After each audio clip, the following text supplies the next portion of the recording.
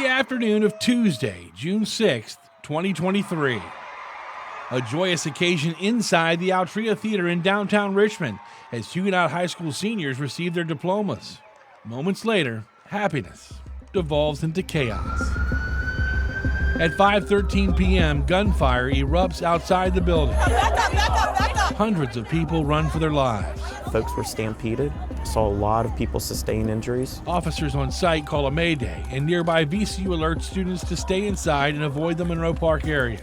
When the dust settles, 18-year-old graduate Sean Jackson and his stepfather Renzo Smith are dead. 5 others injured. It's just incredibly sad to be reporting something like this on what was supposed to be the happiest day of these teenagers' lives. 4 guns are later recovered from the scene. Sir, get over here!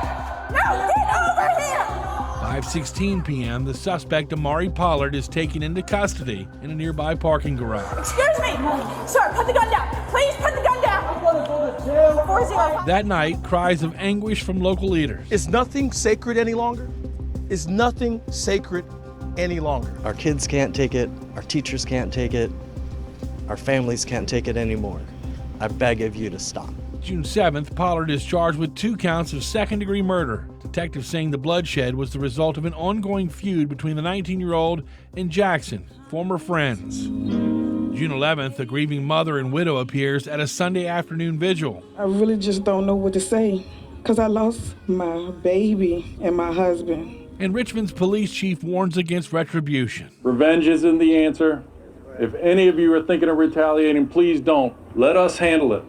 We're on this case. June 12th, CBS 6 reports that Jackson had been a homebound student, meaning he had attended school virtually. We'd later learn that was due to a threat of neighborhood violence. Around the same time, some school board members began asking if Jackson should have been allowed to attend the graduation ceremony. June 20th, tensions boil over at the first meeting of that board since the shooting. And I'm not willing to make a hasty decision. We must make a hasty decision. We have had a student die. And we are going to sit on the stage and say, I'm not ready to make a hasty decision. July 26th, the grand jury votes to indict Pollard for first-degree murder in the death of Jackson. 2 days later, the previous charge involving Smith's death is dismissed. October 2nd, the school board announces that they've chosen the high-powered law firm Sands Anderson to conduct a special investigation separate from that of Richmond Police. November 6th, that report is delivered to the superintendent and school board behind closed doors. 2 weeks later, a majority of the board votes to keep it from the public. And as soon as you start saying, no, you can't see any of it, suspicions are going to be raised. December 18th, CBS 6 submits a court filing asking a judge to compel RPS to disclose the findings. We ultimately partner with the Richmond Times-Dispatch in this endeavor.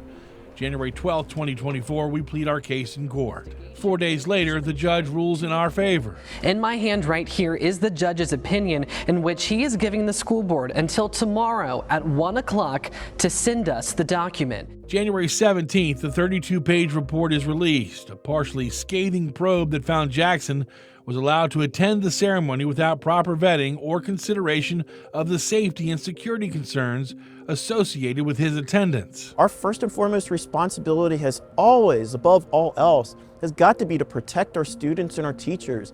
This report demonstrates we did not do that. February 26, one of the most anticipated trials in years begins.